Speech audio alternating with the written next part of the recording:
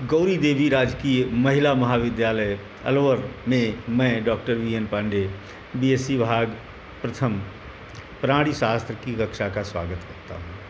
बच्चों, आज हम पढ़ेंगे टेरेटोजेनेसिस या विरूप जनन।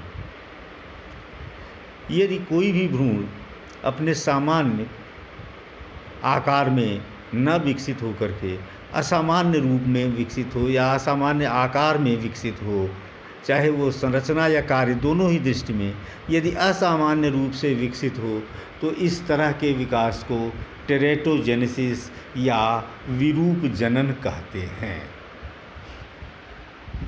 ये शब्द ग्रीक शब्द टेरेट से लिया गया है। टेरेट का अर्थ होता है दैत्य।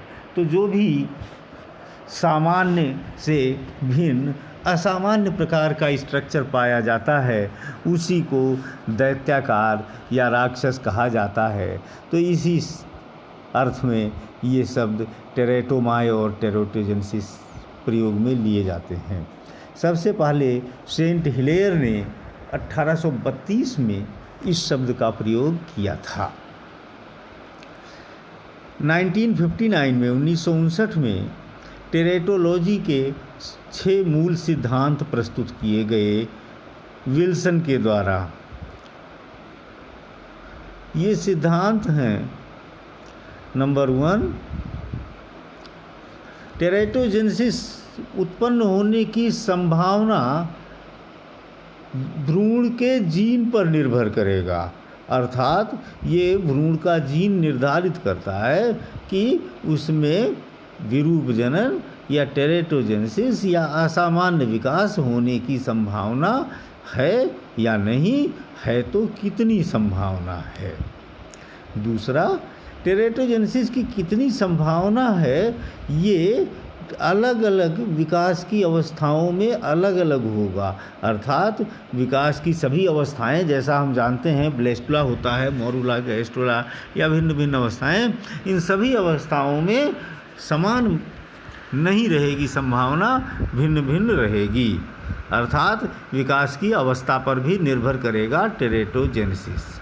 तीसरा, जो टेरेटोजेनिक एजेंट्स हैं, अर्थात वो तत्व जो टेरेटोजेनेसिस उत्पन्न करते हैं, जो विरूप जनन उत्पन्न करते हैं, वो तत्व विशिष्ट तरीके से कार्य करते हैं और ऐसे अलग अलग तत्वों के कार्य विधि या कार्य करने का तरीका अलग अलग भी हो सकता है। चौथा ये है कि जो नकारात्मक प्रभाव पड़ता है किसी डेवलपिंग एम्ब्रियो पर या भ्रूण पर, वो डिपेंड करता है उस प्रभाव के ऊपर ही। वो कौन सा प्रभाव है। कोई प्रभाव बहुत अधिक नकारात्मक हो सकते हैं और कोई प्रभाव कम नकारात्मक भी हो सकते हैं। पांचवा, इन्होंने टेरेटोजेनेसिस के या विरूप जनन के 4 परिणाम बताए थे। विरूप जनन का 4 संभावित परिणाम हो सकता है। एक तो डेथ हो सकता है, एम्ब्रियो की डेथ हो जाए। दूसरा, मेल फॉर्मेशन, एम्ब्रियो सामान्य रूप में न विकसित होकर के उसका शरीर का रूप या आकार परिवर्तित हो जाए, असामान्य विकृत हो जाए। ग्रोथ रिटार्डेशन, अर्थात भ्रूण की वृद्धि रुक जाए। और चौथा इसका जो परिणाम हो सकता है वो है फंक्शनल डिफेक्ट, अर्थात फिजियोलॉजिकल असामान्यता। और जो छठा पॉइंट दिया गया था टेरेटोलॉजी का, वो ये है कि अगर कोई टेरेटोजेन दिया गया है किसी एम्ब्रियो को, तो जितना अधिक मात्रा में दिया गया होगा उतनी ही अधिक विकृति होगी। अर्थात डोज जितना अधिक होगा, विकृति उतनी अधिक होगी। तो बच्चों, ये हमने बेसिक पॉइंट्स देखा। अब हम देखते हैं कितने प्रकार के हो सकते हैं टेरेटोजेनेसिस। ये 2 तरह का हो सकता है। एक तो हो सकता है संरचना संबंधी और दूसरा हो सकता है बायोकेमिकल, जैव रसायन संबंधी। तो जो संरचना संबंधी है इसको स्ट्रक्चरल या मॉर्फोलॉजिकल टेरेटोजेनेसिस कहते हैं। ये कई हो सकते हैं, देखते हैं। जैसे नंबर 1 डेवलपमेंटल फेल्योर। ये हो सकता है कि विकास के क्रम में कोई अंग ना बने, और ये भी हो सकता है कि कोई अंग पूर्ण रूप से न बन पावे, आधा अधूरा बने।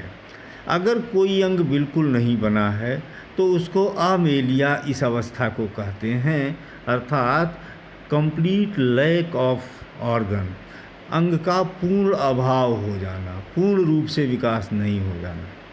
दूसरा हो सकता है कि कोई अंग बने लेकिन पूर्ण रूप से ना बने, इनकम्प्लीट, अपूर्ण बने। ऐसी अवस्था को हेमेलिया कहते हैं। तो ये विकास में अवरोध उत्पन्न हो गया, फेल्योर हो गया, विकास पूर्ण रूप से नहीं हो पाया या बिल्कुल हुआ ही नहीं। दूसरा है डेवलपमेंटल अरेस्ट। सामान्य विकास होते होते अचानक ही विकास बिल्कुल रुक जाए, इसको कहते हैं डेवलपमेंटल अरेस्ट। हो सकता है इसमें लो बॉडी ग्रोथ। क्या हो सकता है? शरीर का आकार बहुत कम हो सकता है, छोटा हो सकता है, बौनापन कहते हैं।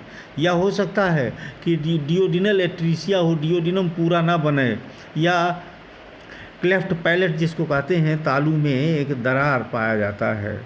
तो ये सभी डेवलपमेंटल अरेस्ट के उदाहरण हैं। डेवलपमेंटल एक्सेस भी हो सकता है। एक्सेस का अर्थ है कि किसी अंग का सामान्य से अधिक निर्माण हो जाना।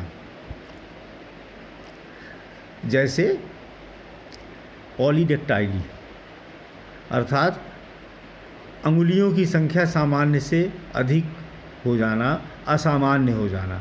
सामान्य तौर पर एक हाथ में 5 उंगली होती है, यदि 6 या 7 बन जाए तो उसको हम पॉलीडेक्टाइली कहेंगे। यह एक्सेस डेवलपमेंट ऑफ डिजिट्स या फिंगर्स है। जाइजेंटिज्म, शरीर का आकार सामान्य से बहुत बड़ा हो जाना। 5-6 फीट का सामान्य आकार होता है मनुष्य का, 8 फीट का आकार बन जाना, ये जाइजेंटिज्म है। एक्रोमिगैली, एक्रोमिगैली का अर्थ है किसी अंग विशेष का असामान्य रूप से बड़ा हो जाना। पूरे शरीर का नहीं बल्कि अंग विशेष, जैसे जबड़ा बड़ा हो जाए या हाथ या पैर की कोई एक हड्डी बड़ी हो जाए, ये एक्रोमिगैली कहलाता है। इसी तरह सियामीज ट्विंस, ऐसे जुड़वा जो दो एक दूसरे से जुड़े रहते हैं। ये इसलिए बनते हैं कि एक भ्रूण के स्थान पर वहाँ 2 भ्रूण बन जाते हैं, और ये सभी डेवलपमेंटल एक्सेस के उदाहरण हैं। चौथा हो सकता है कि 2 अंग जुड़ जाएं परस्पर, या 2 फ्यूजन जिसको हम कहते हैं, या स्प्लिट हो जाएं, अलग हो जाएं, या अलग होना हो लेकिन अलग नहीं हो पावें। इसके उदाहरण हैं हॉर्सशू किडनी, जैसे दोनों किडनी परस्पर जुड़ जाएं तो वो हॉर्सशू शेप बना लेते हैं, यह है फ्यूजन।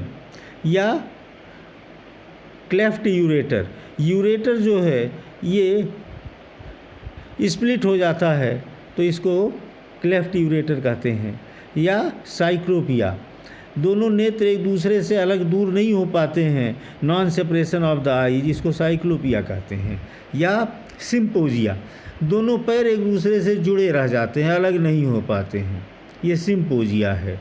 या सिंडेक्टाइली, अंगुलियां एक दूसरे से चिपकी रह जाती हैं, अलग नहीं हो पाती।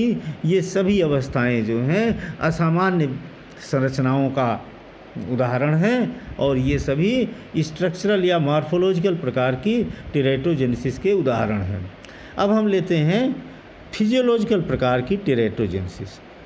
इसमें जीन में म्यूटेशन हो जाने के कारण, या किसी जीन में किसी प्रकार के डिफेक्ट के कारण, या किसी जीन के डिलीशन आदि के कारण कुछ एंजाइम्स का निर्माण नहीं होता है, या कुछ प्रोटीन्स का निर्माण नहीं होता है, या कुछ असामान्य प्रकार के एंजाइम्स बन जाते हैं, या कुछ असामान्य प्रकार के प्रोटीन्स बन जाते हैं।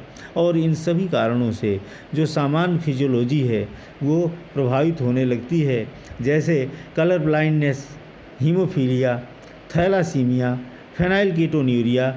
ये सभी मेटाबॉलिक डिजीजेज हैं, इसमें कोई न कोई एंजाइम की कमी होती है और जिसके कारण एंजाइम की कमी के कारण सामान्य कार्यविधि नहीं काम करती है। तो ये हमने टाइप्स देखे टेरेटोजेनेसिस के। टेरेटोजेनेसिस के क्या क्या कारण हो सकते हैं? Causes of टेरेटोजेनेसिस। टेरेटोजेनेसिस का जो सबसे प्रमुख कारण है वो जेनेटिक माना जाता है। जीन में म्यूटेशन हो जाना, म्यूटेशन विभिन्न प्रकार के हो सकते हैं, डिलीशन हो जाना, इन्वर्जन हो जाना, कोई भी कारण से जो जीन है, जो जेनेटिक कोड है उसमें परिवर्तन हो जाता है और उस परिवर्तन हो जाने के कारण टेरेटोजेनेसिस होती है, टेरेटोमा का निर्माण होता है। कुछ ऐसे तत्व हैं जो टेरेटोजेनेसिस उत्पन्न कर सकते हैं, ऐसे तत्वों को टेरेटोजेनिक एजेंट कहते हैं।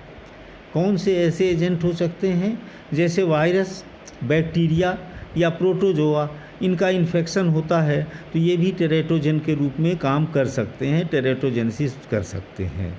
दूसरा, कुछ फिजिकल एजेंट्स जैसे आयनाइजिंग रेडिएशंस हैं या बहुत अधिक हीट है, ये भी टेरेटोजेनेसिस का कारण बन सकते हैं। तीसरा, कुछ ड्रग्स जैसे थैलिडोमाइड या विटामिन ए की बहुत अधिकता या कॉर्टिकोस्टेरॉइड्स या एंटी एपिलेप्टिक प्रकार की औषधियाँ, एंटी मलेरिया औषधियाँ, एंटी लीशमानिया औषधियाँ या हाइपरटेंशन से संबंधित औषधियाँ, ये औषधियाँ भी टेरेटोजेन के रूप में काम कर सकती हैं, टेरेटोजेनेसिस का कारण बन सकती हैं।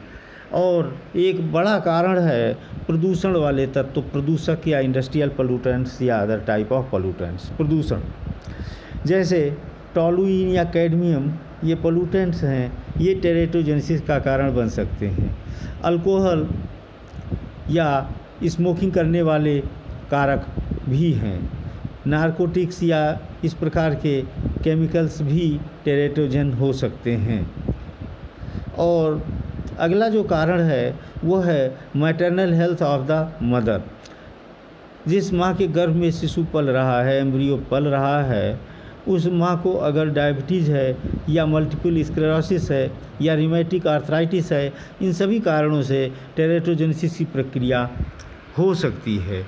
तो बच्चों, ये हमने आपको बताया कि टेरेटोजेनेसिस क्या है, कितने प्रकार की होती है और उसके होने के क्या क्या संभावित कारण हैं। तो धन्यवाद बच्चों।